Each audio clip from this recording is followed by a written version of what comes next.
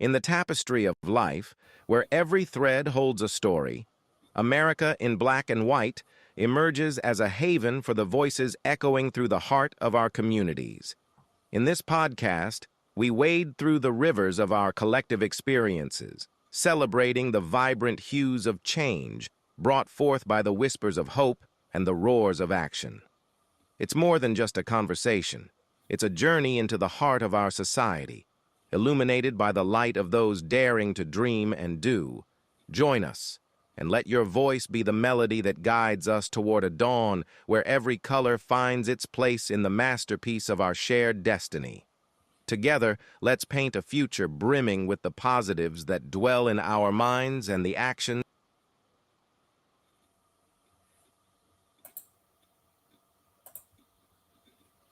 Good evening, ladies and gentlemen, and welcome to another episode of America in Black and White, where we discuss the issues that plague the underserved and marginalized communities and how we can best help in solving these issues. Tonight, we have a very special guest. We have Dr. Moses McKenzie Jr. Dr. McKenzie currently serves as a vice principal at John F. Kennedy High School in Paterson, New Jersey. He has a very exclusive branding statement that I think everyone should hear, and that is he chooses peace over pennies. Again, he chooses peace over pennies. He also was able to move the most dangerous building in the Paterson Public Schools to safe status. He was able to move his previous school from comprehensive status in the state of New Jersey. Dr. McKenzie is an inspirational and motivator, and he motivates others around him to succeed in life no matter what comes. And he always stays prepared for any circumstances that may come his way. His current mindset is to inform Black men about mental and physical health. Ladies and gentlemen, I introduce you to Dr. Moses McKenzie. Hey, how are you, sir? How you doing? I'm doing just excellent. I'm doing great. So glad to be back. So glad. So happy. Happy holidays to you. Yes, sir. The same to you. Where we going here? Let's bring this over. Alrighty. There we go. All right. All right. So again, we are welcome back to the show. I'm glad to have you back. It's good to be back. Is there anything that you'd like to add to your bio? No, I am just excited. I'm very happy, proud of my transition. I'm in high school now. I was in elementary, middle school last time we spoke. And so now I'm in the high school. So now I am dealing with individuals now who are 15, 16, 17, 18-year-olds now. So it's a little different environment, but I'm so thankful for the opportunity to be able to model what our students should expect in the future and to lead staff. We are one of the largest high schools in the city. We have around 1,900 students and around 500 staff members. And so I'm in charge of the freshmen. We have around 500 freshmen. So I'm just thankful that Paterson Public Schools and the Board of Ed, the cabinet, superintendent's cabinet, chose me to be the vice principal to lead these group of individuals. Well, let's jump right into the things you do and the motivations that you provide as a vice principal. Okay. Can you tell us what motivated you to pursue a career in education and eventually become a vice principal? Well, I got my start in 2007. In 2007, actually, you know how life comes full circle. I was the phys ed teacher at the school I'm currently at right now. I was a phys ed teacher there from 1999 to 2007. And I was able to leave and my career, went out to Irvington, as I stated previously, and come back. And so now, as a vice principal, as an administrator, it feels good to be back home. I'm actually back home, and I'm serving under the leadership of an amazing administrator, amazing principal by the name of Joanne Riviello, who has 49 years in the district. And she's a former teacher here at John F. Kennedy High School. And it feels great to be home because so many of my former colleagues, when I was a phys ed teacher, I'm now the administrator. And it feels good to know that, hey, how are you? I'm no longer the phys ed teacher. I'm your vice principal. So whatever you need, just come to my office. And it feels great every day serving that community. Feels great. Oh, wow. So besides the staff, what's your familiarity with a lot of the students that are there? Well, the majority of the students, believe it or not, I was their vice principal 2015, 16, 17. Okay. I was their vice principal when they were in the elementary school. And so now, we're looking at, let's say, 9, 10-year-olds. They're now, 13, 14, 15. And Right. it's like, I remember you. And then, hey, Dr. McKenzie, I used to be at school 4. I used to be at Napier. And I'm like, oh, my Lord. Like, you went from being 4'5", now they're like 6 foot, 6'2", 6'3", and I'm looking up to them now. But it is amazing to see how my career has come full circle. And I'm able to give back to the city that I grew up in, from the 4th Ward. It feels amazing. Wow. But something else, I don't know if we spoke about this the last time you were here, but I think it's amazing when kids are now in these different schools, that's elementary, middle school, high school, and when they actually can see a black male figure that's in the schools, Right. that can give them some assurance and make them feel that much more comfortable. Right. In the area in which you're located, do you know how many people are on the upper staffs that are black men in a lot of those schools around in your area? We have a solid nucleus of black educators, especially black men, educators in the city of Patterson, of all, and my Latino brothers as well. I know for sure the D9, and for those of you who don't know, the Divine 9 is very well represented. We're talking from the Omega men, my brothers, to the Alphas, to the Kappas, the Sigmas. So the D9 is very well represented. And what Patterson has done is allow these black men and these educators to give back to the city of Patterson because we're so big. We have over 50 schools in the city of Patterson. And so where I'm situated, we have a high Hispanic population, okay. Right? So, I believe, the powers that be above my pay grade, but they have strategically set us and placed us in positions where we can not only be successful personally, but the community can also rely on us because we understand the community which we are serving because we are born and raised in that community. Oh, wow. That's powerful because building communities means more than anything. Right. And when people can build their communities and you can contribute to whatever the growth of the community is, that says a lot, especially for the kids, because the kids understand what it is to have community. Right. Very. Can you describe your journey to becoming a vice principal, including any challenges you faced along the way? My journey. One, I never wanted to become an administrator. I didn't want to become an administrator. I wanted to stay in the phys ed department. I enjoy athletics. I just wanted to be back. I often pick at some of my former students. I wanted to be a gym teacher. Mm-hmm. And so the more I got into the field of physical education, I often tell people we play in a gym. Right. We are physical and health educators.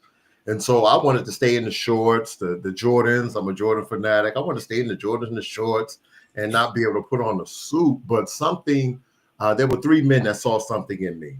Actually, there were 4 men that saw something in me when I was a phys ed teacher.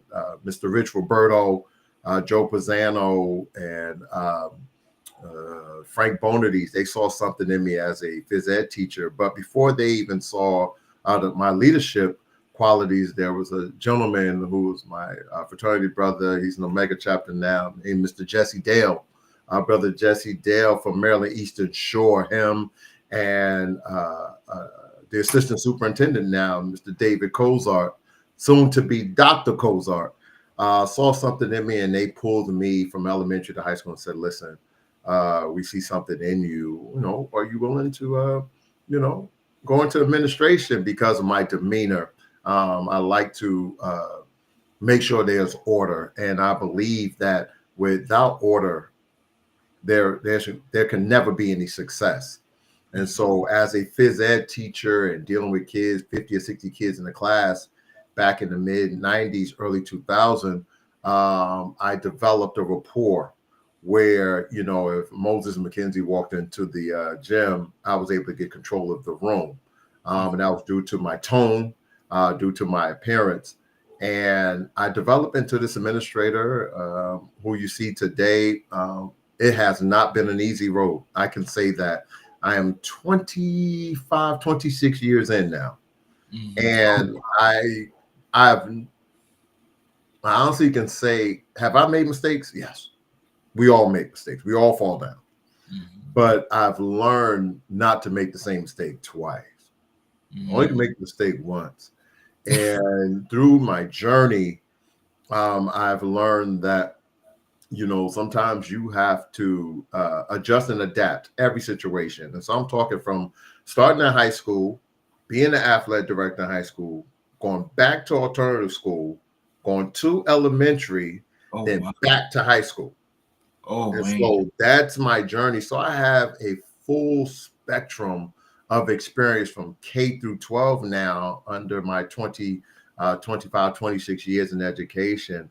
And being a vice principal and a principal is rewarding.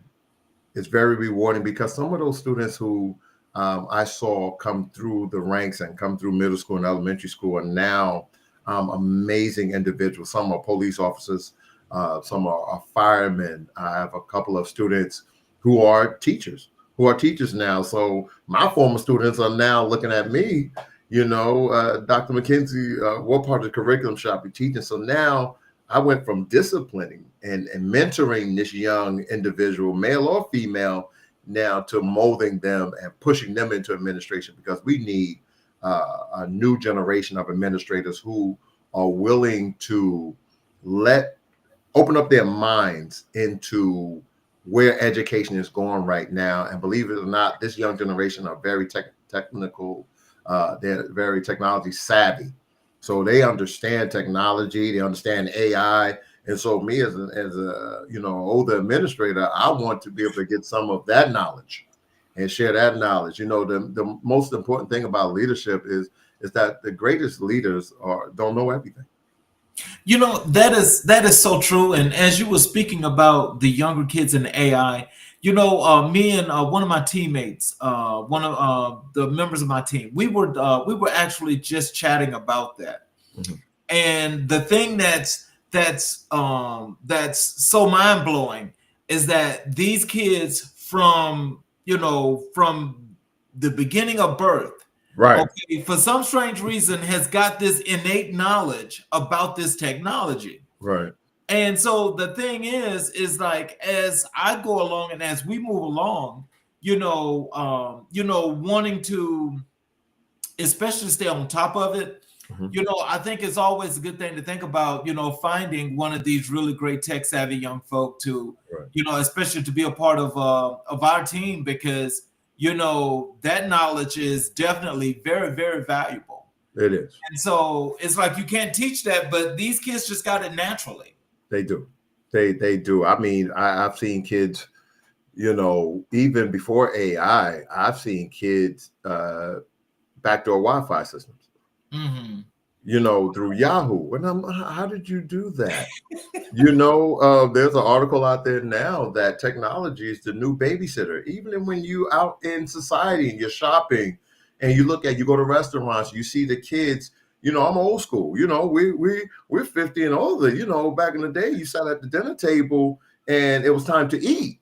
Right. Now, if the kids act up and they're short mind span, they just take the iPad, put the iPad in front of them, and they calm down and they're visually stimulated. And it's like, that's the new babysitter now, but that's where we are in society.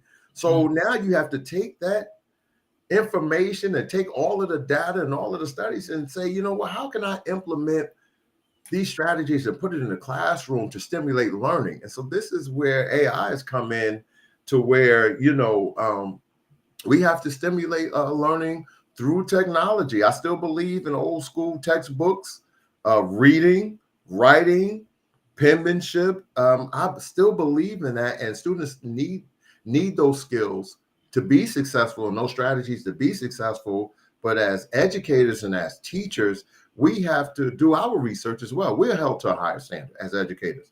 We can't live in the past and the Stone Age. We have to move into this new generation and understand how their minds are working. And once we understand that, and once we're able to get the technology and understand bits and pieces of the technology, but pull your team in and create a team that understands the concept of learning, you will be successful. So it's all about teamwork. Yes, sir. What does your typical day look like as a vice principal? Typical day. Wow, 4:30. I'm up at 4:30 every morning. I'm in the gym. I work out to around 5:45, home, get prepared. I'm on the road around 6 o'clock, 6:15. I'm in my office a quarter to 7. From 7 o'clock, I put on my computer. I'm like a machine. I put on my computer, get my cup of coffee or my tea from Starbucks. I sit and I read a couple of emails, but I look at my daily planner. I have a daily planner on my desk where I like to sketch out my mornings, because as a vice principal, especially in a high school, there may be certain days where I have to do parent meetings and sit with my TCs, my teacher coordinators, because I'm over a majority of the discipline in the building. I may have to jump into a parent meeting. And so I make sure that I block out at least 2 to 3 hours just for conferences. After that, I am into my day. I'm in classrooms around 10:30, and I'm doing walkthroughs, and I'm in the hallway for security purposes and make sure that the students see me.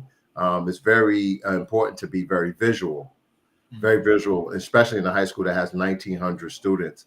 And so that's my typical day. And if my colleagues, if we have a meeting with the principal or the superintendent or our assistant superintendent, we make sure that we are available, go into our meetings, our PLCs, and that's my day. And I'm out of the door around 3:30, 4 o'clock, and we do it all over again the next day. So tell us, are the meetings with the parents, are they the same as they were as of yesteryear, or have they changed? No, no, sir. No, sir. It is. It's a little different. The conversation shifts. So we're talking babies. So we're talking students who are, minors, still minors in high school until you turn a certain age. But we're talking 8, 9, 10-year-olds where, they should be learning even more and more engaged with the teachers. Once you get to high school, and I've said this, once you get to high school, the responsibility now is on you. Your parents are trusting that you're going to leave the home and go into a building where, some of your friends may know you. You may have to make new friends, and the culture of the high school is different. You're basically a young adult. And so you are responsible for walking through the hallways, getting to class on time. You got 4 minutes to move in the hallway. You have to be in uniform every day. So we have rules and regulations in high school where we're going to hold you to a standard. But the conversations when we get the parents in, it's like, what did they do? And, you know, we document everything. We document, even if they come into our office, we have to document what the conversations are about, you know, and that could be from bullying. It could be from tardy to class, or it could be coming to school late or missing homeroom or bringing in doctor's notes. But we want to make sure that we are properly documented, because at the end of the day, they must receive or should receive a diploma in 4 years. Right. Right. And if you don't receive that diploma in 4 years, we messed up somewhere. So guess what? We got documentation in order to help you get back on the right road. And we really push our students to go to class, because you need 125 credits. In high school? In high school, you need 125 credits in order to get a high school diploma in Jersey. 125, which means you got to pass 4 years of phys ed and health, and 4 years of a science, 4 years of math, 4 years of ELA. And the students know, and every single time there's an issue, we tell them, listen, you may have failed. Guess what? We're going to make sure that you go to summer school. You have to go to summer school. You have to pass, because believe it or not, we want you to leave in 4 years. We need you to get out into the workforce and be successful citizens here. You want to support your mom and your dad and your family, but you have 125. So the goal is 125 credits in order to graduate here in Patterson. And we have a uniform policy, so we hold them to that as well. You need a polo, and you need either khaki pants or black pants in order to move throughout high school. And so for security purpose, you got to have your ID, and you got to show your schedule. So everything's technology. So you got your hard hand and copy ID, which you must wear. And then you have to have your schedule on your cell phone. And you got to make sure that you move and follow the rules and regulations according to the Patterson Public Schools bylaws. So what kind of programs do you guys instill in high school now as to getting kids ready for college? What is that like? Getting ready for college. Right now, there's a shift in education. And I even saw the shift when I was administrator in Irvington back in 2007. You know, we grew up with, let's say, shop, you know, working on cars, changing oil, motor oils, you know, home economics, teaching people how to cook. You know, we used to make the little, French toast back in the day. We used to do all of that. We moved away from that, and we went testing. We want data. We got to test the kids. Now it's making a comeback now. A lot of our students are not going to go to college. Let's just be honest. A lot of our students are not going to go to college, but they have a knack for being developers, entrepreneurs. You have entrepreneurs that don't have a college degree. That is true. That is or true. High school diploma. They created something that the masses needed, and they have become millionaires. Right. And you know, even from music. Look, you know, to understand music, you don't have hip hop is across the board. Everybody loves hip hop, but hip hop was created by James Brown. He created something called the Four, and understand, this is a gentleman that only had a 4th grade education. Yeah, 4th grade, and he's one of the greatest entertainers ever. Yes, right. And so now we have this society where young folk can get their high school diploma and get right into the workforce and get into a company that will allow them to use their natural born ability. And I've been saying this since I was a phys ed teacher, and even when I was a kid in church. If I can see it, and if I can hear it, I can do it.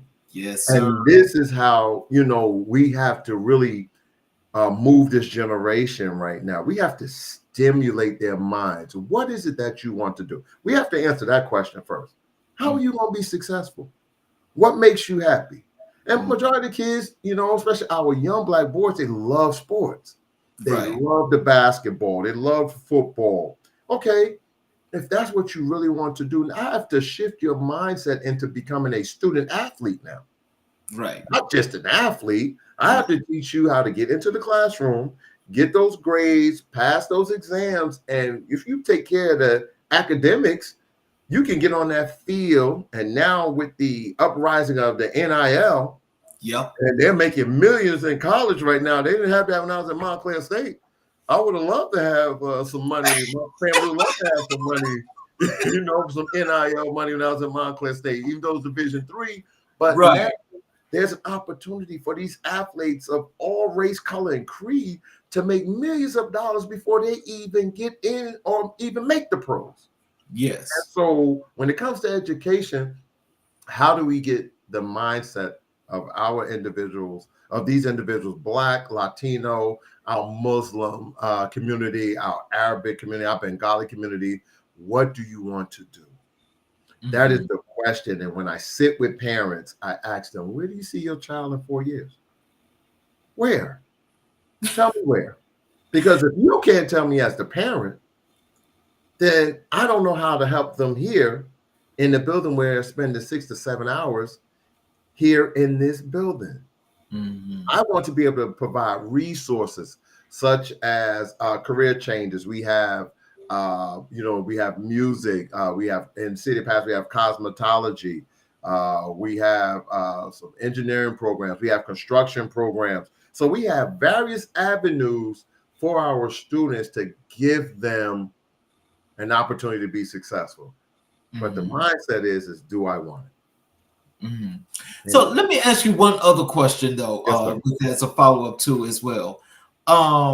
Like what are some of the special programs or special things that you have created or are creating in your school that's innovative for your students? Well, we've created a program. Actually, it's been a program that's been existing for a while. So we create our programs through mentoring. And so, which is something that's very dear to my heart. I am through my fraternity, the Omega Psi Phi Fraternity Incorporated. We use that platform to mentor our young boys into being success stories. And so what we do is we use our mentoring program, which we meet to our chair, Brother Hamilton and Brother Edmund Looney, and to the brothers of Lambda Upsilon. We are in the community where we're molding grade, I think it's lowest grade 3 through 8th grade, molding them and showing them what success looks like. And so if you look at the Black and Latino men that is a part of our chapter and embedded in our communities, and those who are educated, they are teachers, firemen, policemen, lawyers, prosecutors, defense attorneys, educators, phys ed teachers, coaches. And we're talking individuals that have gone on to even to be success and play in the pros. So what we're doing is trying to set the standard of excellence by raising these young men the proper way to be young men and move into manhood, which is one of our cardinal principles. But we're trying to use this program, and we have successfully used this program to ensure that our young men have a system where they can feel free to speak. If they are mentally tired from school, maybe they can speak to an educator. If they are physically not feeling well, they could talk to a brother who is a doctor, who's literally a medical doctor. If they're going through some legal issues or something's going on at home, they could talk to a brother who's a prosecutor or talk to an officer and things of that nature. So they have the support system. And so what we're doing is trying to combine that system of Omega Teens and move it into the high school, because now that I'm in high school, it is needed in the high school because a majority of our young boys, even older men, we're dealing with depression. Oh, yes. Mental health is very mental health is very important within our community. Right. And so now, how do we motivate this young boy who probably didn't have a meal when he left school? When you get 2 squares, you get breakfast and you get a lunch. Went home at 3 o'clock and probably is not going to eat until 7:30, 8 o'clock the next morning. Oh. How do we help that young man who just said, hey, my dad is not home. My mom doesn't care. I'm taking care of my younger brother and younger sister. I don't know where I'm gonna get my next meal. So how can we, as the brothers the men of Omega, how can we as the Divine Nine, how can we as educators provide environment and provide systems for them to be successful? And I think that's the challenge that's right now that we are facing. Listen, I love video games too. I love to play video games from the whole nine, but at the end of the day, it ain't about the video games. It's about where do I see myself in the next couple of years? And I always ask kids these types of questions. How are you going to make money? The good book says if a man doesn't work, he shouldn't eat, right? Yep. That's the good book says, right? That's and what so I says. take it and I go beyond that. So if a man is not working or can't find a job, what's the next thing he's going to do? What is he going to do? He got to go to crime because he got to survive. Right. So it's either fight or flight. Yes, sir. It's fight or flight. So I need you to mentally find a way and connect with individuals that will help you and help your family. And this is what the city of Patterson has done, and we are continuing to do through the leadership with the superintendent, Dr. Newell, and through our cabinet members. And what we're trying to do is provide systems for them to say, hey, you know, I want to be able to get a job. Through the Department of Recreation, giving them summer jobs, you know, to mentor and work with younger people as well. And we have all of the sports camps. So we are giving them the opportunities and creating environments for them. It's just a matter of, once I get all of this support, how do I take it home and tell my parents, this is what I want to do now? So that's what we're doing here in the city of Patterson, in our community, and also with the churches, with the NAACP, with the fine work that they're doing as well. We are one melting pot. We are a huge melting pot here in the city of Patterson. And, you know, it is not easy. It is not. And we, you know, is there crime? Yes. Yeah, there's crime. But there's so much good that comes out of Patterson. And all we need to do is make sure we continue to stay on that path. Well, you know, I think with what you guys are doing, especially with your fraternity and so forth, that really speaks volumes. And, you know, of course, we'll get into that a little bit later into the show. But I got to tell you, I think you guys are doing really, really awesome. And that's a wonderful thing to do in the community. Thank you. How do you balance administrative duties and supporting both students and teachers in their educational goals? How do I balance it? Well, one, why are you have to answer the question, why are we in the field of education? Why are we here? We are charged. Once you become a teacher, you are charged with a mission. You're charged with a duty to teach. Right. There's a way to teach. There's a way to move kids forward academically. There's a way to rear kids when they're, you know, deep discipline issues. There's a way to talk to kids with your tone and your demeanor. I often use, when I was an elementary principal, this mantra, who are we becoming? So every day when we stand in front of them, who do the students see? Do they see, when they see Dr. McKenzie, do they see this Black man that is in a suit and a tie? Do they see who's a father? Do they see a gentleman? If they don't know the word doctor, I'm not a medical doctor. I'm a doctor of education. I still often have to explain that I'm a doctor of education, which means that I've gone through certain channels and providing them information how to get there. And it's not for everybody. But when it comes to the students and staff, I have to make sure that my students are safe first. Then I have to make sure that the environment of the building is safe and secure for staff and students. And so when I'm juggling modeling for my staff or modeling for my students, I believe that it's very important to create a culture and climate where everyone is safe, which means that when they walk into the building is clean. Right. Food is provided and ready that they will like and filled with nutrition. Right. So when they come in, they're greeted well. Good morning. How are you? And believe it or not, there has been such a change in the culture and climate at Kennedy because some of them know me from elementary, right? So when you're in high school and you know the shift of teenagers mentally, you know, they all young boys and young girls. Once they get to high school, you can't tell them nothing. You can't tell them nothing. You know, good morning. One day it's good morning. Good morning. Good morning. Next thing you know, good morning. The next day, ain't got nothing to say. As soon as you don't have nothing to say to me, or you not greeting me back, I make sure I find that student in the middle of the day or before they leave and say, hey, are you okay? I read demeanor. And so I want to make sure that when you walk through these doors of JFK, I don't care what building it is.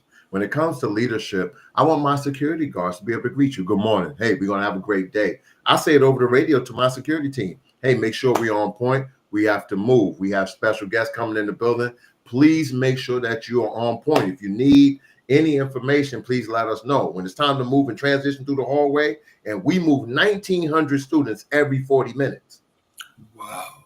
1,900. So whether you're going to CAF, library, phys ed, whatever class, wherever you're going throughout that building, we need to know that you feel safe and you're secure and you want to get to your destination. And so when it comes to our staff, we want to be able to support them as well. Any materials that they need, you know, let's say if a Promethean board is not working, do we have another Promethean board to where we can push into the classroom, pull the other Promethean board out and get it fixed? Do they have enough textbooks? Do our students have the proper tools such as a Chromebook? Do they have the Chromebook to log into the Google Classroom? So there are checks and balances that we have to check every single day to ensure that they are properly ready for instruction. And so that's our balance between staff and students every day. What initiatives have you implemented at your school that you are particularly proud of? Initiatives. Well, I'm definitely proud of moving the Omega teens into the high school next year. We are in the process of making sure the proper paperwork is going in, and Principal Reviello is very excited. I'm very proud of our, this was an initiative before I got there that was in the city of Patterson, our restorative circle, our restorative foundation circles and our strategies to get these kids to sit and talk. They have a lot of issues with one another. You know, we've had, a lot of, online bullying, physical altercations. Listen, that's normal.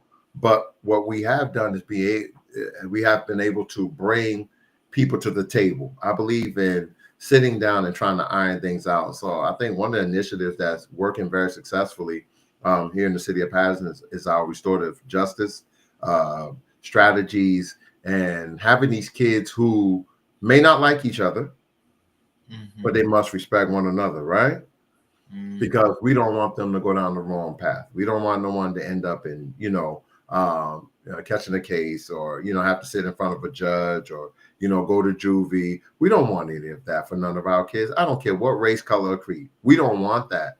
But what we want to do is be able to have them at the table, look across the table at the person you say that you don't like, and say, you know what? This is what I don't like about you. You can tell me what you don't like about me, but we're going to respect one another.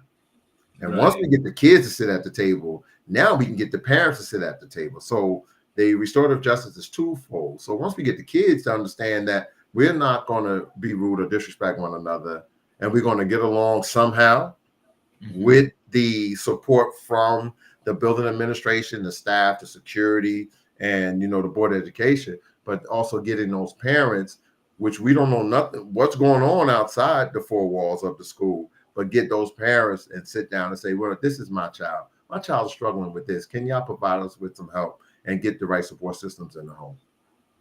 Let me ask you this, because you said something that triggered me. Okay. And that is, I had the teacher of the year that was out in Arizona, in Phoenix, Arizona. And he chairs a committee of some sort out there where they have implemented restorative justice out there. And he was telling me about their program. What is the premise of your school's restorative justice program? How does that actually work? That premise is based on actually it is documented, it is written. It is a program where we call the circle, and we're able to get all of the individuals. Let's say there's an altercation, a physical altercation outside. Let's say there's a fight. There's an altercation. There's some bullying going on. The premise of the program is to get the individuals that are involved, no matter whether it's via text, via phone call, via cousin, via family, mother, father, aunts, uncles, everyone that's involved with this situation that has caused a problem in the school. We're trying to get into the circle and provide support. We have to understand the why. Why is this happening? One, can the situation be fixed? Two, do you agree to how we're going to resolve the situation?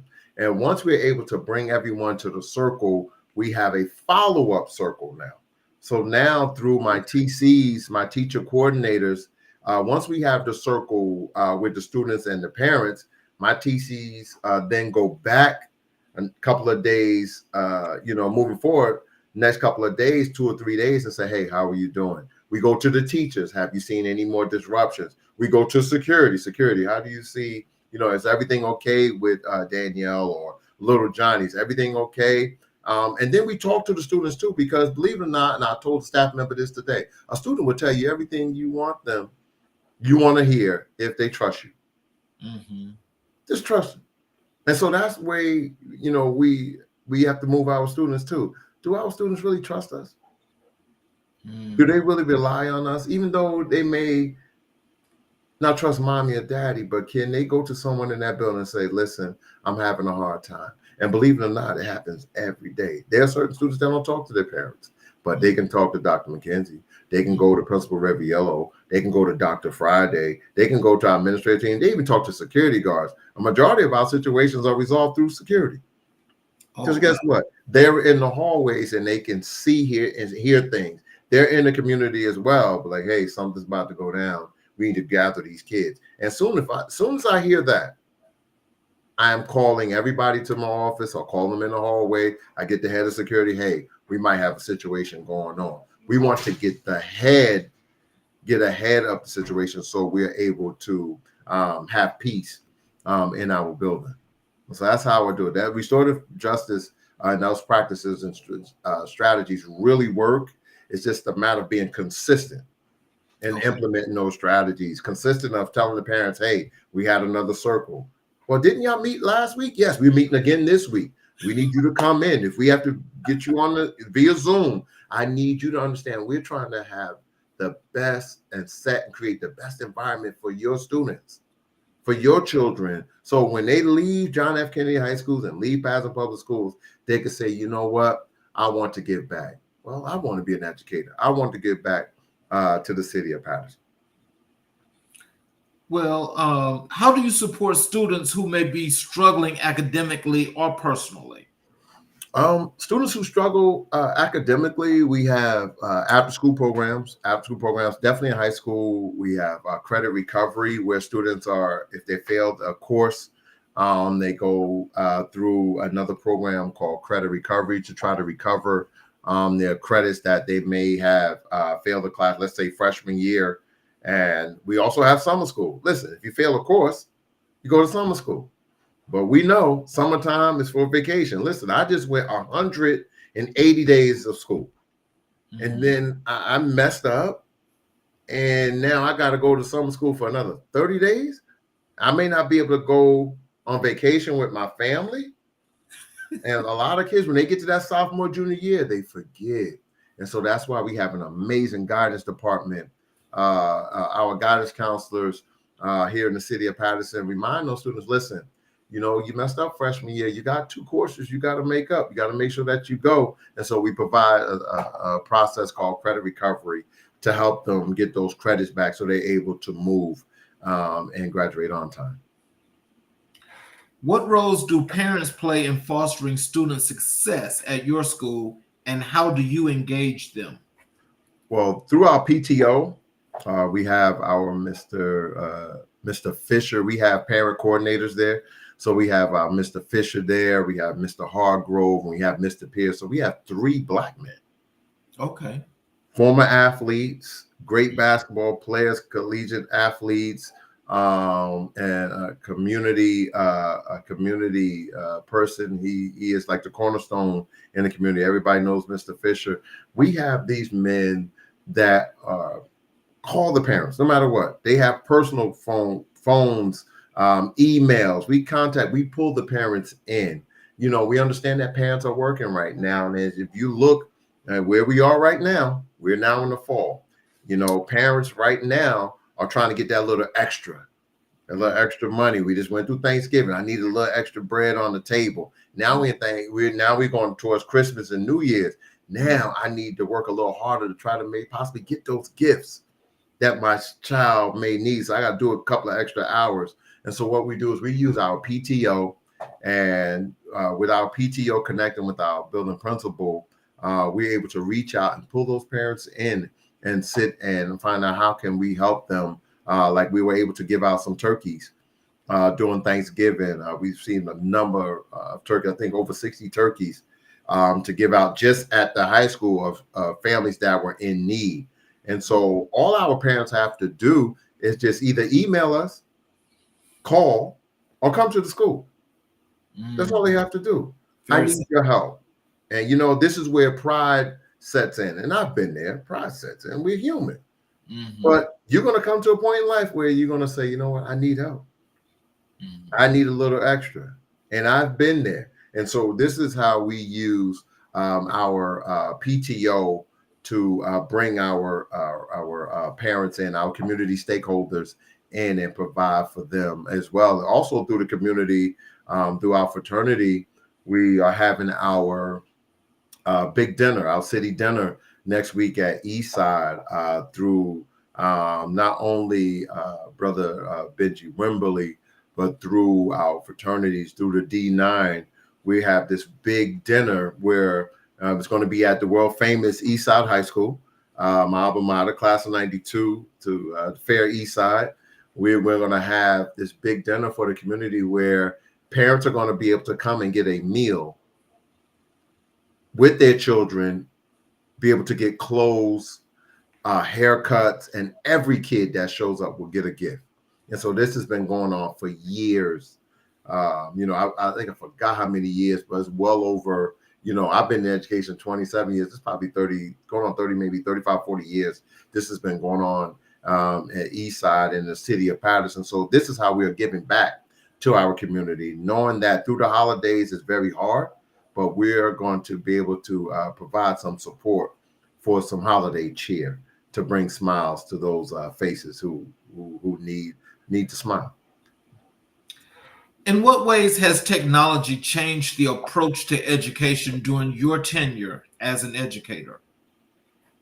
I think technology is a game changer.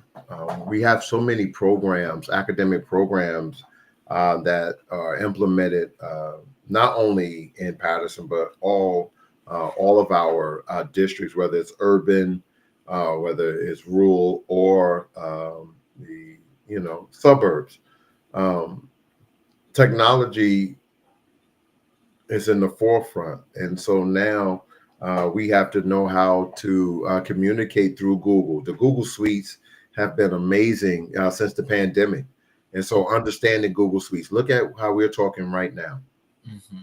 Who would have thought that the Jetsons back in the day would have predicted this right now? You know what I'm saying? Who would have thought that we'll be able to FaceTime each other looking at a cartoon that we love, me's George Jetson. Who would have thought that? And right now we can't live without it. Yeah, you're exactly right. We got to make sure that there's Wi-Fi available for our phones to work. The Wi-Fi is available for our computers to work. And so technology has become a resource where we have to make sure we stay in the forefront. We understand how to implement and how to properly use the technology. Even with, AI, AI can be good, it can be bad. There are back ends of AI that can literally change your voice and change your appearance and everything. But understanding how to use it properly is really taking over the field of education, because that's what students are relying on. They're relying on technology in order to be successful students. Can you share any memorable experiences with students that have impacted your career outlook or philosophy on education? Student. Yes. Currently, right now, the interim principal of Eastside in the city of Patterson, his name is Principal Paul. Principal Paul was my phys ed student. Oh, wow. He's a phys ed. He was in my phys ed class for 2 years. Mm-hmm. When I was a teacher, his teacher. Mm-hmm. He's now a building principal. Oh, wow. And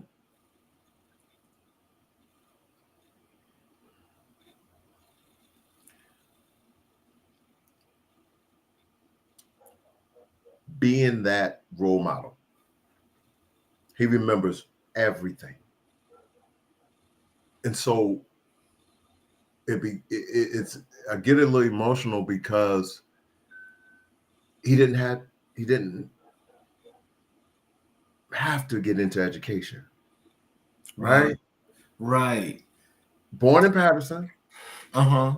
And now is the interim principal, the world famous Eastside High School, where Joe Clark was the principal. Yeah. Really? Could Who would have thought years later? Could you have envisioned that for him? No. And Paul is just one success story. Mm-hmm. You know, I have 3 teachers who are former students of mine who are now math and ELA teachers. Oh, wow. I have former students who are now detectives, Mm. who are protecting me in this school and say, hey, Doc, how you doing, Doc? Hey, how you feeling? What year? You won't believe what you, 02. 02. Wow, way back. Yeah, I was in your class, man. I remember what you did. I remember how you were. I said, so now you're protecting me, huh? Yes, sir. I got you. If you need anything, sir. You know, going to a restaurant and getting your food and you see, are you cooking my food? Yes. Try these pancakes out, Doc. I made these pancakes. You were just in my phys ed class years ago, and now you have your own restaurant. Now you're an entrepreneur or working in a mall. There are managers in malls now. You know, this is the same kid, high school kid, you know, run amok, you know, have bad days, have good days.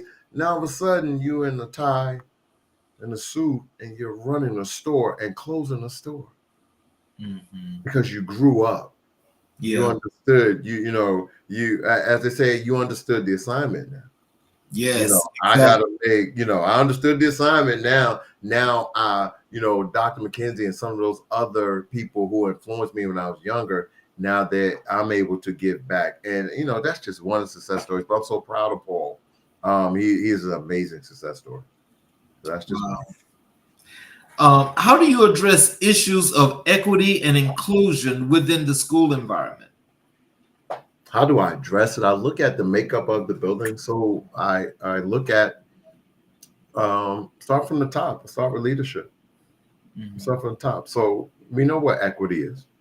We know what inclusion is. And so how, when we have a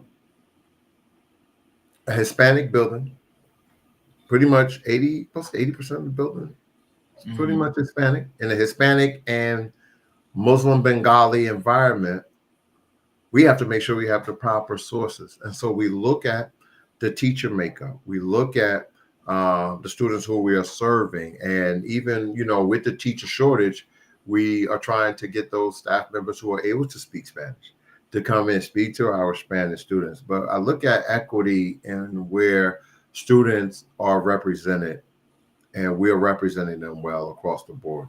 And so not only from our the Black culture, the Hispanic culture, the Arabic culture, the Bengali culture, the Peruvian culture, our South American cultures, having all those cultures in the building, are students happy where they feel supported, or do they know that there's someone from their race and their culture they're able to go to?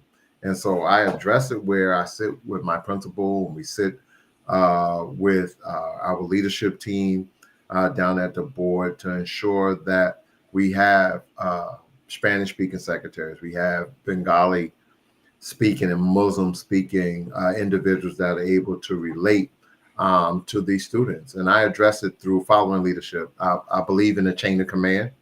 And so I don't move unless my principal knows, and she doesn't move unless the board knows. And so we want to make sure that when students look at Kennedy or come to Kennedy, or parents come into our school, that they see equity, they see a rainbow, they see people of color, they see people who are very well educated, and they see people who they can relate to. Not only during Hispanic Heritage Month, we make Black History every day. Okay. You know what I mean? So when they see, the Black population, whether it's male or female, or they see the Hispanic population, they can say, you know what, this feels like home to me. I'm safe and I'm happy here at JFK in the city of Patterson. That's how I do it. Well, that's definitely that's really, really cool. So let me just say, all of that, I mean, wow, I mean, that was the work that you do is very impactful. And just listening to this first part of this interview, I mean, I am very, very sure that the people out in the audience that's looking at this have got to be feeling this, because right now there's a whole lot that's scaring a whole bunch of people.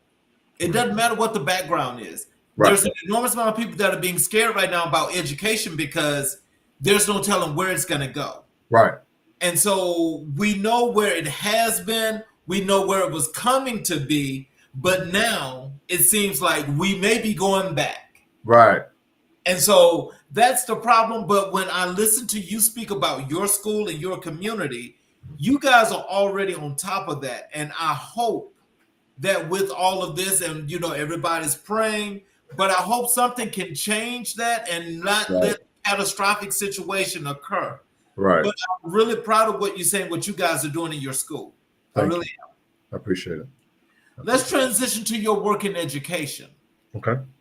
And tell us, what are some of the key qualities that make an effective educator based on your experience working closely with teachers? Understanding pedagogy. It's simple. Pedagogy. Understanding pedagogy. That's one part of it. Okay. You have to be a servant leader. Okay. You got to be able to lead. You got to be able to inspire. You got to be able to motivate, like you said in the beginning. You got to be able to motivate individuals in education. When they're having a bad day, hey, come on, you can do it. I have bad days. I wear my emotions on my sleeve. I pull no punches about that. And I wear my emotions on my sleeve. And pretty much everybody knows. Students know. Staff know. My family know. If I'm having a bad day, they see it on my face. But at the end of the day, I want to be able to leave my job and say, I gave 100% today. Did I motivate someone to do better? Did I motivate, or did I model the right attitude to basically inspire a kid to do better for the rest of the day and come back and want to do it again on tomorrow? And so understanding pedagogy and knowing pedagogy and understanding your leadership style, but servant leadership is basically at the forefront. Being a servant first, lead with love, lead with your heart. Sometimes we, as educators, we lead with our head. We know it all, and we've been there. I know this, I know that. Yeah, but it's that moment may not be for you to say what I know. That moment may be for you to lead with your heart. Listen, I need you to maybe go this way. Let me steer you to the left. Instead of going to the right, let me steer you to the left. Hey, young lady. Hey, young man. Listen to me. Hey, I've been looking at your demeanor. Are you okay today? I need you to try. I need you to give me 100% today. Sometimes you got to look at that demeanor of that student or that staff member who may be struggling and we don't know about it and may break down and start crying. Hey, I need you to get 10 minutes. I'll cover your class for 10 minutes. Go for a walk, go get some water and come back and let's continue to push through the day. And if you want to sit and talk to administration, we'll pull you out and we'll try to get someone to cover your class. Being able to adjust because there's so much going on, not only in education, but throughout the whole world. There's so much. Yes. We're dealing with death every day. We're dealing with bad news on the news, and everybody has access to the news because they got a phone.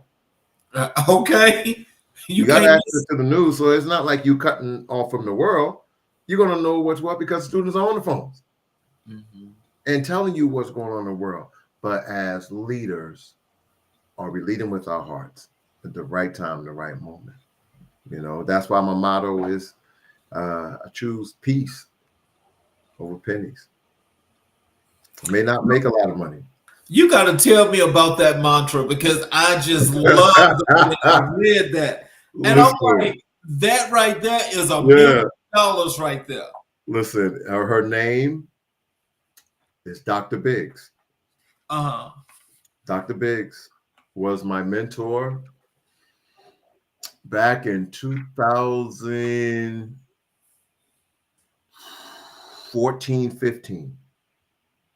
She lives in Panama. I love you, Dr. Biggs, because I know you're watching. I love you. She talked to me like I was her son. And she said, Moses, you have to change. And I was doing discipline and running around the building. I didn't have a schedule. And she pulled me to the side. She said, listen, son, this is what I'm going to do for you. And she showed me how to properly plan my day. She walked me through it. She said, listen, I need you to check in with me. Every time I come to the building, you're going to check in with me. And she spent an hour. Every time she's in the building, she spent an hour with me. Let me see your schedule for the week. Where's your next meeting? Are you meeting with the principal? Are you meeting with your colleagues? Are you in classrooms? And I was like, well, you're not, I was looking at her like, you're not my boss. Why are you telling me all of this? But she always came back to, you're doing too much of this. Move away from that. It's going to be there. That problem's going to be there. You need to focus on this. Until today, she always reaches out. Once or twice a week, we reach out. And she said, keep making me proud. But she gave me that motto. And she said, with all that you have gone through, and I've gone through hell the past year. I'm talking mentally, socially, physically. I developed PTSD. And through that, she said, had you look at the money? Are you happy with the money that you're making? I was like, I'll make pretty decent. She said, so do you want to make a lot of money or do you want to have peace? And I said, the money's good. She said, like Biggie, more money, more problems. More problem. Yep. And education, for sure. Every time you go up, they're going to expect more because they're paying you a lot. But she said, where's your peace? Do you have peace? And she said, Moses, choose peace over pennies. And I said, God. And when she said it, it hit me like a brick. And I cried like a baby. Because then I started to reminisce where I came from. And you always hear people, I want to make 6 figures. I want to make 6 figures. And it ain't about that. But do you have peace making all of that money? No. Are you really happy with the person that you see every morning? No. And so I had to find a balance. And so every day, I'd rather have my peace. Well, I tell you, that's $1 million. When I read that, I read that about 5 times. Yeah, man. Peace over pennies. Peace over pennies, because Lord knows it saves you, because it's humbling. It humbles you. It humbles you because you got to say, you know what? Tomorrow's another day. The money's going to be there, but am I at peace with who I am and who I see every morning? Am I at peace with my family? Am I at peace with the students? Am I at peace with the leadership who is entrusting me to move this building? If I have peace, nothing else really matters, because it's always going to be there. Ooh, I want you to know that I want to use that. Okay. I No want to problem, use sir. that No because problem. I'm telling you that right there is more than just humbling. Because just like you say, it bam, Yeah, and when yeah. it hits you, and you think about it. It's You think like about it. Think about okay, it. Okay. Right. With the way the world is going right now, yeah. I choose peace. Just give me peace. That's all I need. And it puts me in a whole different mindset. So you can use it, brother. Go ahead. It's all yours, my man. It's all yours. How important is professional development for educators, and what opportunities have been beneficial for teachers at your school? Professional development is very important. The city of Patterson provides professional development. I'm talking possibly weekly. Um, we have to make sure that we stay in the forefront of education.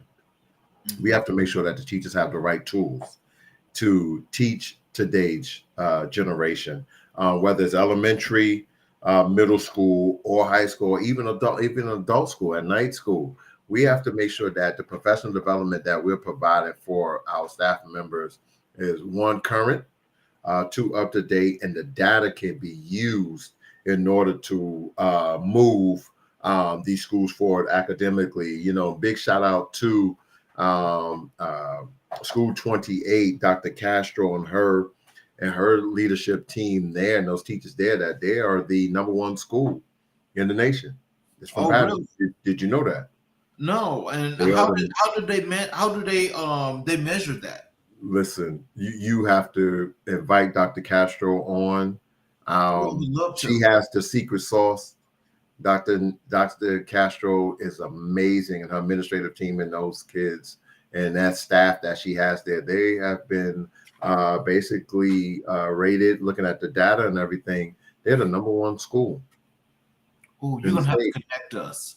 Yeah, Yeah. I will definitely make that connection and to hear her story. And we're talking City of Patterson, Mhm. not Newark, not Elizabeth, Okay. Patterson. Mexico is not Newark. Not Newark, and I love Newark. But I worked in Newark with Ross Baraka when I was his athletic director at Central. But we're talking a school that's in the city of Patterson, and that's why I'm so happy, and I'm proud because my dad's church is in Patterson, my daughter is a product of Patterson, my brother and my sisters are products of Patterson. There is greatness in this city. And all we need to do is make sure that we continue to strive towards greatness and get the word out that there are great things that are happening here. And so, that's how professional development that the district is providing for us is allowing our teachers to think outside the box. How am I going to use this professional development to be a better teacher when it comes to data? Data, pretty much, we all have to know how to use data or pull data or be able to decipher data. So when it comes to using this data, how can I use this data to put my classes or put my students in small group learning? Small group learning is at the forefront of students really learning and understand if they're tiered properly. So as an educator, I'm going to assess my students, move them from low to high through using Math's laws, using Bloom's, using those strategies to academically move them. But the only way I'm be able to do it is if I sit in professional development and get those experts to tell me how to do it, and then I take it and tweak it to where my students can understand it. And once you're able to do that through intense professional development, Mhm. we're able to skyrocket. And I think one of the greatest PDs I encountered was over the summer on grieving. On grieving, how do we handle grieving? Big shout out to our guidance counselors who put this grieving PD together over the summer. We as adults, that plays a big part of us. But the professional development was based on how do we handle grieving? What does grieving look like? Even when students, let's say in fifth and sixth grade or elementary kids, when they lost a cousin, do they know what actually happened? Mm. All they may see is a body in the casket, right? Yeah. And people crying. Mhm. How well connected was that little child? to their cousin. Individual, yeah. If they lost a mother or father, do they understand that it's okay to cry? And, as men, listen, I'm a crybaby. I'm an emotional wreck. I was watching Jamie Foxx thing last night and, crying a little bit. Yeah, his stand-up. Listen, there was not one dry eye in my house last night. But when it comes to grieving, do they understand that it's okay for me to grieve? And how do I handle it? And as teachers and as educators, it's okay. But how do we use the proper channels to have those kids talk? To say, I'm not feeling well. I lost my cousin, or my mom is in the hospital, or my dad is not doing well. My little brother's in the hospital because he has pneumonia. And they take on that burden because they really don't understand it. So we as educators and leaders have to provide an environment where they feel safe to say, you know what, I don't feel good today because mommy had to go to the hospital. And I want to be with mommy. Knowing that I can't be absent because I have to be in school. Right. In order to learn. So we as educators and as a school district got to make sure that we have the proper support systems in school in order to handle that. And this is where professional development is very important, because we want to make sure we stay connected. We want to make sure that those who are the experts, I want to gather all of that information from those experts and bring it back and turnkey to our leader, to our team, and have it trickle down and turnkey into our teachers and move our students forward successfully. In your opinion, what are the biggest challenges facing education today? Biggest challenges? It's twofold.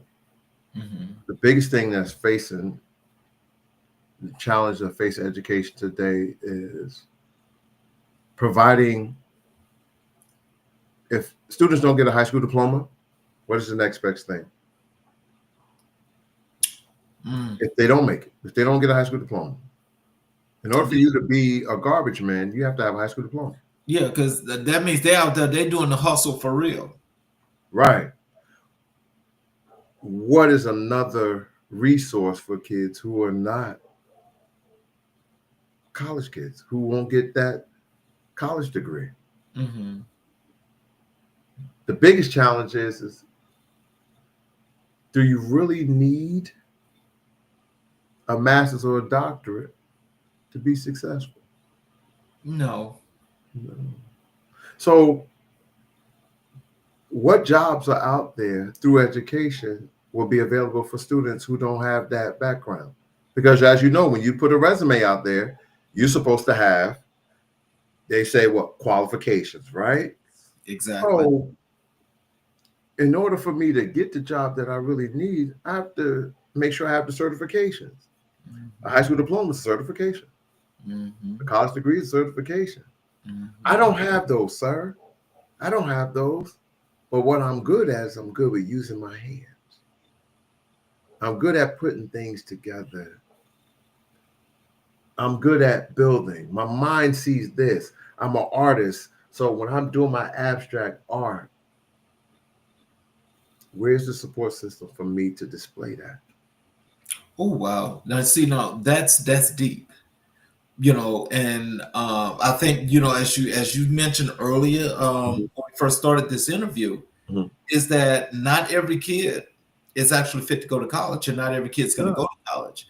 And so the thing is, let me just ask you this, because I know now we're talking about your work in education. Let's go back to something, because I mean, this is interesting. Yeah.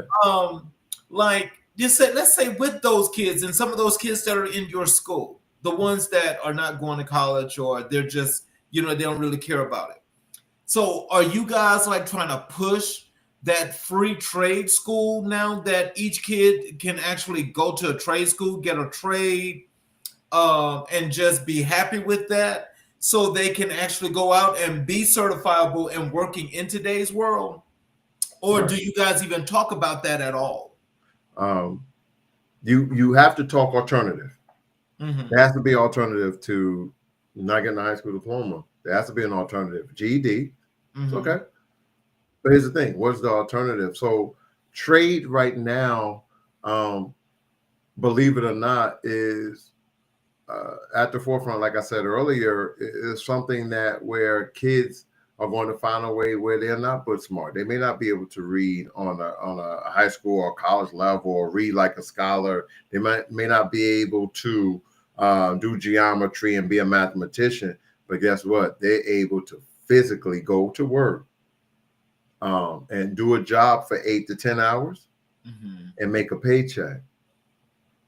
And so, you know, trade is very important right now. You look at another thing, cosmetology, you know, and even with cosmetology, you got to have some form of education because you're going to do somebody's hair geometrically.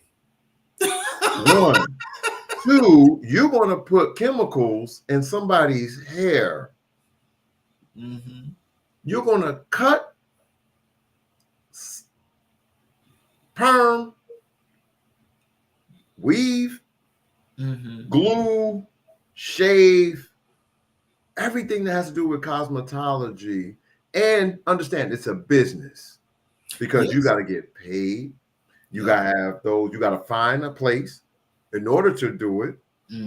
You know, so now you're an entrepreneur. So we got to have that that resource to support those students' dreams. Listen, I ain't going to college. I just want to cut hair. Okay, how you going to do it? And then you got to have the individuals that say, you know what? I see something in that young person. I'm going to invest into your business. I'm going to bless you with the foundation of some money, a lump sum of money to get you started. And believe it or not, that's where your connections come from in the community to say, hey, listen, I need to go to a bank and get a business loan.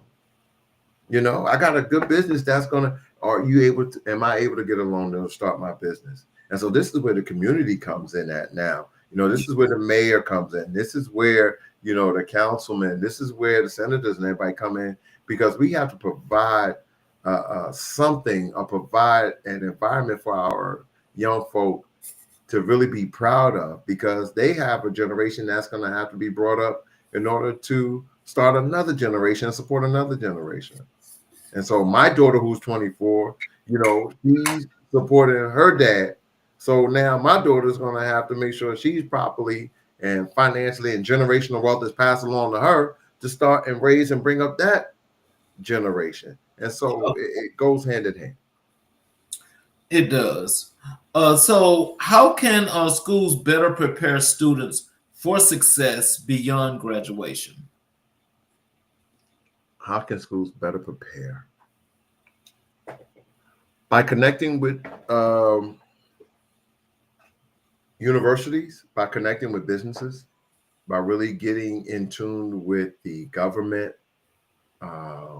when it comes to financial literacy, understanding finances. I think that the schools can better benefit our students by making connections to businesses that are willing to support individuals with you know, financial support, with moral support, you know, with everything that we as humans need, which is, you know, like you got the five, you know, the fight or flight syndrome, like I'm saying, you know, how are we able to support them once they become of age?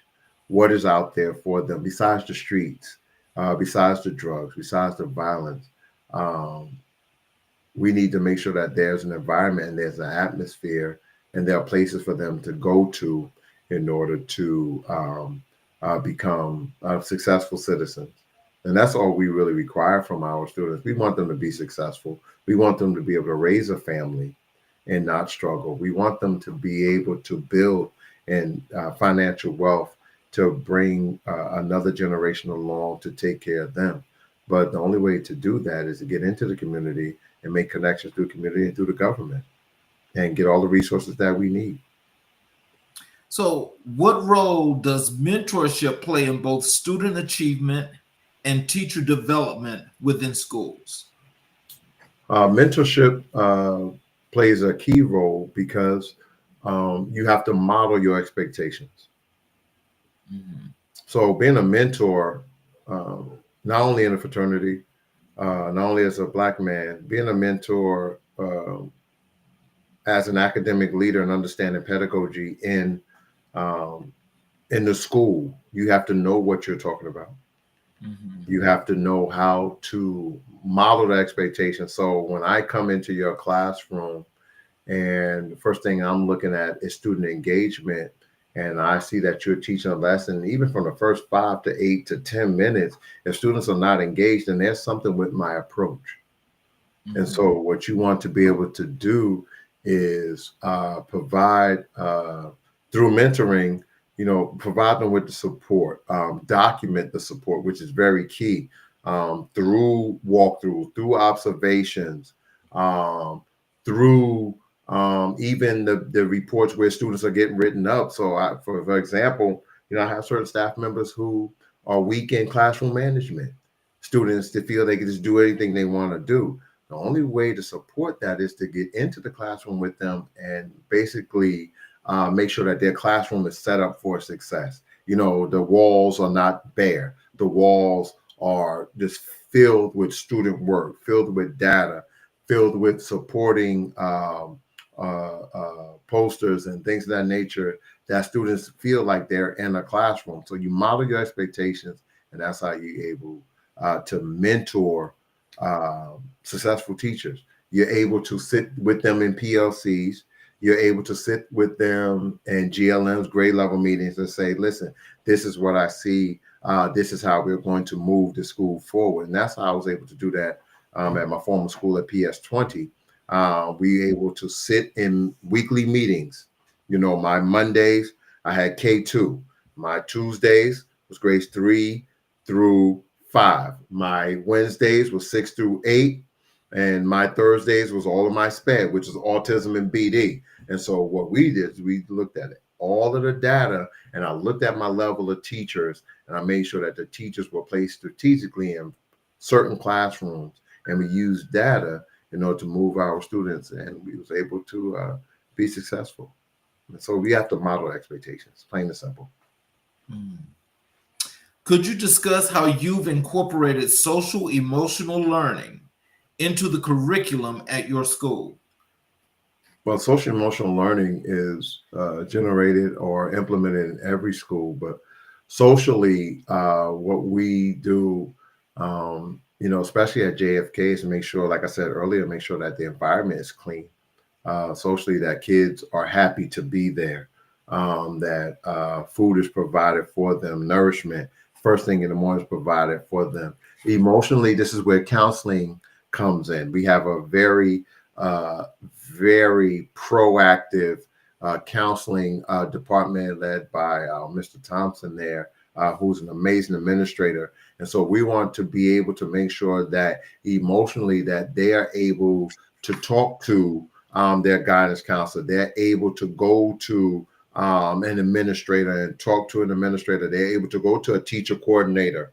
They're able to go to a parent coordinator in order to speak and see emotionally what's going on. SEL has so many facets and components to it, but SEL can be addressed through culture and climate. Is the culture and the climate of the building conducive to learning? Without order and the proper culture and climate, success, academic success will not happen. And so when it comes to SEL, making sure that the culture and climate, even for parents, when the parents walk through the building, they want to be able to see smiling faces. They're going to have some drama. They're going to hear kids running down the hallway or doing something, but do they feel safe enough to say that my child really attends this building? I'm happy with what's going on here at JFK or in the city of Patterson, whether it's JFK, whether it's Eastside or any of our 50 some odd schools in the district. Is this the right place for my child? And socially, are you providing the right atmosphere? Socially, are the teachers talking to my son or my daughter in a proper tone? Because tone means a lot. Emotionally, are we able to support them and send them to counseling and send them to their therapy? Those who are our SPED population, whether they're autism, whether they're in the autism program, the BD program, or LLD, or we are addressing our multilingual students, right? That's socially, emotionally, to sit there and know that I'm going to go to a school where, possibly their native language is not going to be spoken to them all the time, in every period, but are they socially happy to be there to where they emotionally are going to immerse themselves into the community, the school community, to feel safe and learn English at a proper rate. So that's how. Are there specific programs or curriculums you found particularly effective for engaging underrepresented populations? In my career, No, in no. your programs, specific programs or curricular. I believe the curriculums that are used not only in Patterson Public Schools but in all schools are based on data. I believe that the curriculums that are used, especially currently now, are based to where we are trying to move academic achievement. So the curriculum is based basically on how to properly assess students. So basically, there have been so many changes in academics and in education, not only in the state of New Jersey but around the world. Curriculums are put together based on could be based on population. Could be based on social economics, which is very key as well.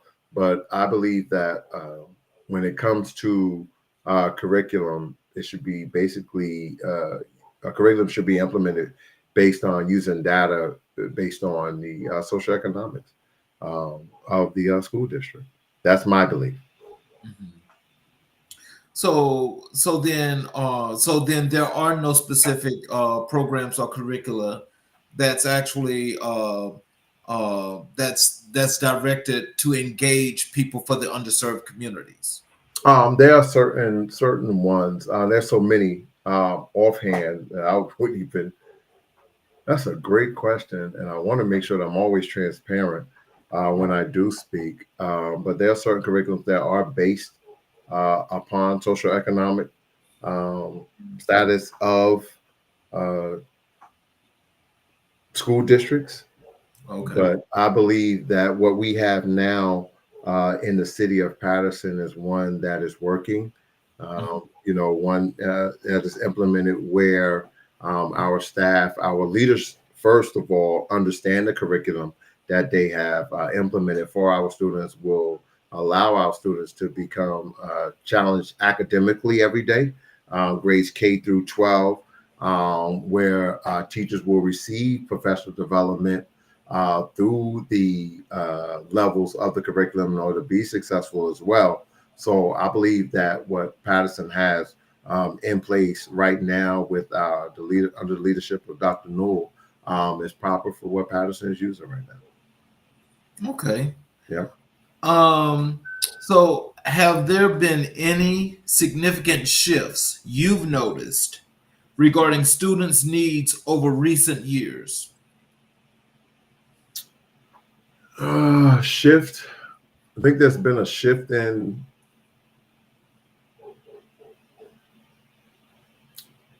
right now, even before the pandemic, there's been a shift in technology and there's been a shift in providing nourishment for our students. Mhm. I I can't recall when I was a kid that we had a breakfast program. I think when you and I was coming up and going to school, especially elementary, middle school, and high school, Right. they were there, but we just didn't get there early enough to eat. Right. So, mom and dad probably prepared some grits and some eggs real quick and we got out of the door, But right now, the food programs right now, there's been a Right. shift in food programs because Mm, our students are able to come in at quarter to seven, a quarter to eight, 7:30, quarter to eight, and mhm. get a yogurt or a parfait. We didn't have parfaits. We didn't know what parfait was back in the day, with granola. So they're able to get parfaits, cereal bars, juice, fresh fruit. Mhm. Every once in a while they may get a waffle or a hot sandwich, And so now I believe that there's been a shift in the food and providing proper nourishment for our students. And, how I know in elementary they're having breakfast in the classroom. They're having breakfast in the classroom. And so, shifting to high school, our students are able to come in and have a variety of food. Not only you can have the cereal with your milk, but you can just have maybe juice in a cereal bar, or fresh fruit, or orange, or an apple, or a tangelo, or something of that nature, a pear. But now, they don't have to eat the chips and the CNC sodas first thing when they get up in the morning. They're able to get a nutritious breakfast along with their lunch. So I think there's been a shift in providing nourishment for our students. That shift. Okay. So look, actually, I'm loving this interview, and I don't want to take you past too much longer, but All we're right. at that hour and a half mark. Yeah. Can you? Is there anything you like to leave with our audience, including if there's someone that needs to contact you, or some Yeah. things you want them to know where they can find stuff or whatever have you? Okay. Um, Well, I just want to say for those who are watching or those who will see this, and I'm definitely going to send this link out to my family and my friends definitely on LinkedIn. Be intentional. Be intentional. That is my motto for this year. Everything that we do, there has to be a purpose on why we're doing it. I think that there's been a shift in me physically, socially, emotionally, to where I don't want my work to be in vain. And so what I am doing as a black man, as a black educator, as a father, is making sure when I walk into that building, I am intentionally going to inspire someone every day, no matter how I feel, no matter how hard it gets, no matter how what comes my way. I'm going to be intentional and say, you know what, today we're going to have a great day. Today is your day to be successful. Students, when you're moving throughout the hallways, let's find, make it to class in 4 minutes. Be intentional on how you're going to move. So if there's something that I missed in class yesterday, I'm going to intentionally ask questions so I have clarity. And so to all my educators out there, be intentional on how you move. Be patient. Timing is everything, which I posted today on LinkedIn. Timing is everything. We are so impatient. And I know for sure because I'm impatient. I'm very impatient. But as we move throughout this process we call life, time waits for no man. But time is always on your side, though. Time is always on your side. And my father used to say, old man time. Old man time is going nowhere. So be intentional. Be that rock that your staff needs. Be that person to where you can pour into someone anytime, because you never know, a great word can inspire someone to be probably the teacher of the year. That great word that you inspired that kid that you thought was an emotional wreck or going through things at home could be that same kid that makes honor roll next marking period. And so that's what I say to those who are out there. And I can be reached on LinkedIn. Just type in Dr. Moses McKenzie Jr. If you want to email me, you can go to Patterson Public Schools, and my email is on the John F. Kennedy website. And, please reach out to Patterson Public Schools. We're doing amazing things here. And I'm so proud to be one of the administrators here at Patterson Public Schools. And I'm thankful. That's all I can say right now. Well, I want to thank you for spending more time with us, because I want to tell you and just say this right here in front of the audience, that you well deserve it. Not only being vice principal, but the inspiration and the motivation and things that you provide, not only to those students, but to the community. Yeah. These are things that people not only need to know, but they need to help you to expand this because the efforts are real. These things are impactful and they're definitely needed because each and every last one of these communities, despite how we want to look at it, Right. they're still lacking resources. Right. So until we can put everything into what we need to do, I want to give you your kudos because you and your frat, Thank hey, you. you guys are doing the thing, and that's what's supposed to be done because that mentorship means everything. It means everything, Appreciate it. especially for these young men You're that right. are struggling, to at least get to the point of getting to high school. Right. Right. So that mentorship means everything. Thank And you. so, I mean, you guys definitely deserve to be noted, to be known what you guys do, because I mean, hey, I mean, there's a lot of us trying to do a lot of different things, but all of those things together are impactful.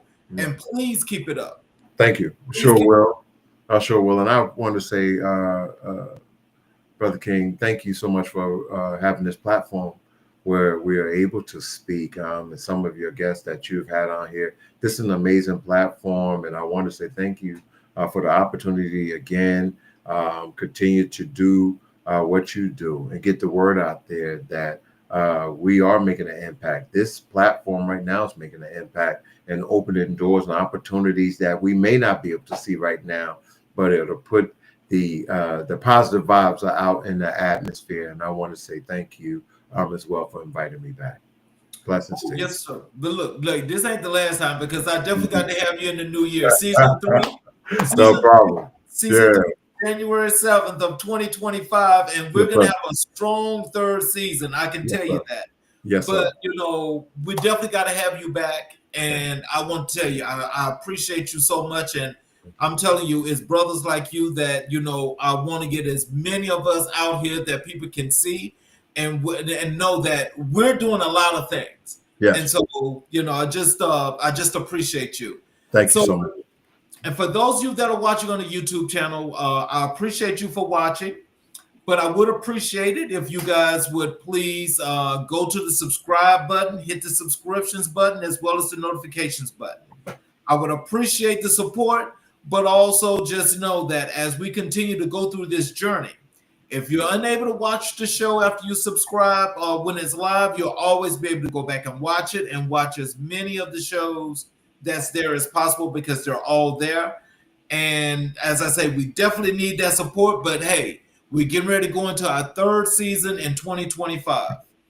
So please stay a part of this program and what we're doing and the growth.